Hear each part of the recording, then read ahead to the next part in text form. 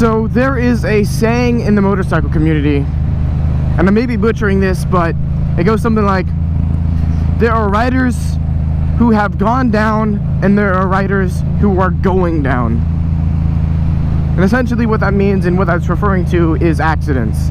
There's going to be riders who have experienced crashes before, and then there are those who, if you haven't experienced a crash before, you will eventually experience a crash. You will crash. That's just kind of the life of being on a motorcycle. Cars, you're just not that visible to them. You only have two wheels. You don't have as much traction. It's just a lot easier to get into an accident on a motorcycle than it is with a car. And like a lot of the times when you're in your car and say it's kind of slightly rainy or whatever, or even if you're going around a corner and you hear your tires screech and your two tires break loose a little bit, but you regain traction, on a motorcycle, that's a crash. Anything like that on a motorcycle, that is you going down on your ass. You just hope that you land softly and you're not going that fast and you're wearing the proper gear at the time. But anyways, a couple months ago, I was part of the group who were going to fall down, who were going to crash. I'm now officially one of those who have crashed. My crash wasn't that bad. It was very minor. And I'm not saying like, okay, I got it over and done with. Like, that's not the thing. It's not like once you crash, then you're done. You're never gonna crash again. It's just that was finally like my first accident. So essentially what happened is I'm in a parking lot, and I'll show you the footage too. I was in a parking lot, and I'm just going around a corner. Some guy has other things on his mind, and he pulls out from a stop sign without looking for, you know, other cars coming, or other bikes in this case coming, and yeah, just T-bones me. And the funny thing is, I got my footage from a store that was nearby. Thankfully, I didn't need the footage at all. They found it was 100% completely the driver's fault, so I didn't need it, but at least I'm able to show you guys kind of what happened. And I was told by the store that it was this crazy crash.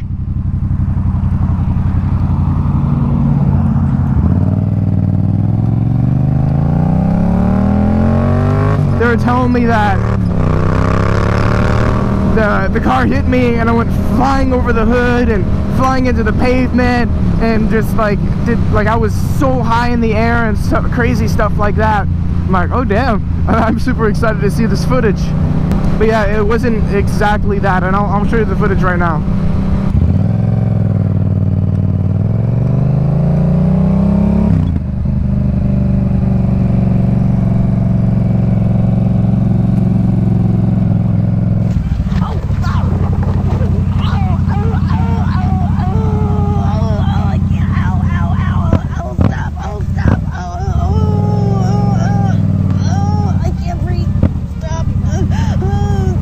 So, yeah, it was kind of a bitch of an accident.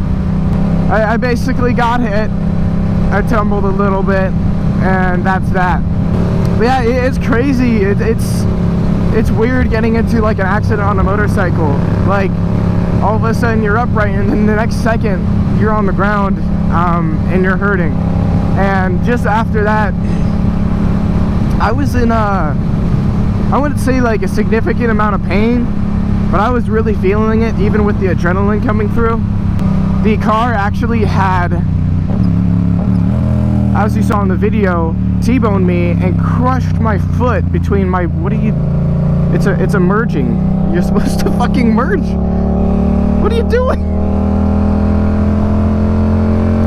Anyways, the car crushed my foot, so that was the first thing that I was feeling. Like I got up. Actually, I was trapped underneath the bike, and two people had to come over. Two witnesses came over to lift the bike up so I could stand up. And that was the first thing I noticed. Also, walking over to the guy, I noticed my knee was kind of fucked up. I had scrapes along my leg. So those were the things that I really noticed. And of course, when you have adrenaline going, you never know if something's broken. So I ended up going over to the urgent care that was really close by. And because I had scratches on my helmet, they actually told me to go to the emergency room. So I go over to the emergency room. And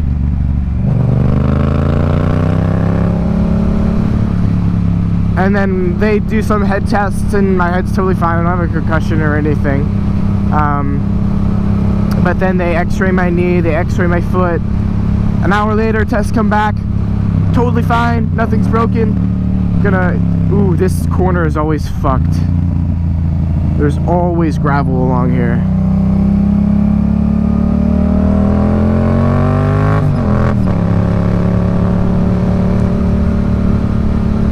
But yeah, they told me I'm totally fine.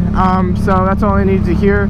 Unfortunately, the hospital bills came out to like something like $3,000 total altogether. But I didn't have to pay a cent. So, and then after that little crash, it's also crazy how much damage it did. When I first looked at the bike, I saw my exhaust was broken. Well, not broken, it was just scraped up, and I would have to get a new one. My handlebars were completely bent.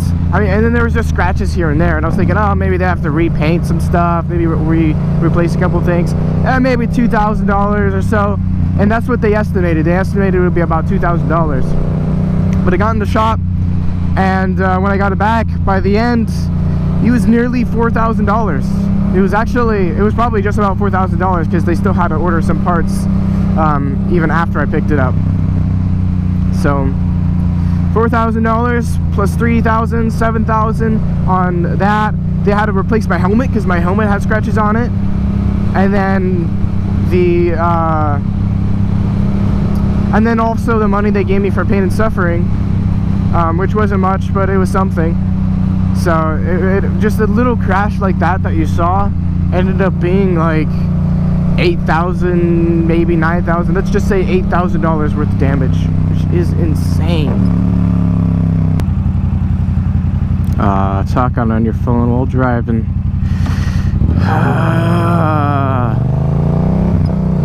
I didn't check, but the guy that hit me, he was distracted with something. I wonder if it was cell phone related. But I guess the lessons from my crash that I've learned, the main one is it doesn't matter where you are. If you're on a parking lot, if you're on the street, on the highway, you're always at risk for being hit. And you have to realize that. Just because you're going slow in the parking lot doesn't mean it's not dangerous. And also, definitely gear is important. I had no issues with my upper body because I had my entire jacket on, my super heavy leather jacket on, so there were no scrapes on my body or whatsoever, or up my upper body. And then also my boots. I was wearing my boots. Now I'm convinced that if I wasn't wearing my boots, if I just had my regular shoes on, I would have a broken foot.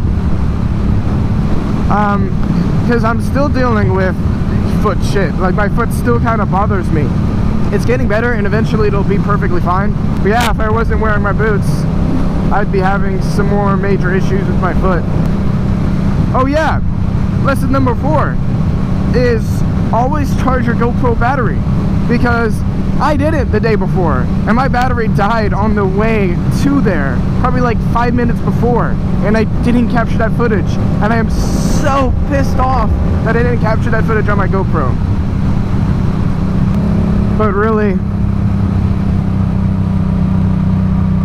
I think the main thing that I learned after getting hit and having no bike for 2 months is that I really, really miss riding, and I really, really love my motorcycle. Because riding, it's therapeutic for me.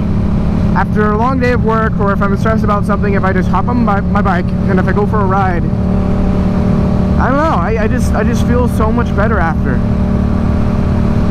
And so being without my bike for a couple months was, I don't know, it was brutal. Let's just say that, it was really brutal. But it's all fixed up, it's all good to go, everything is perfect, and yeah, I'm just so happy to be back riding again. So of course, today my video ends at Subway, as many others do. Along with riding and with motorcycles making me happy, the other thing that makes me very happy is Subway. So with all that being said, take it easy. Super happy to be back on the bike, and I will see you in the next vlog. Bye!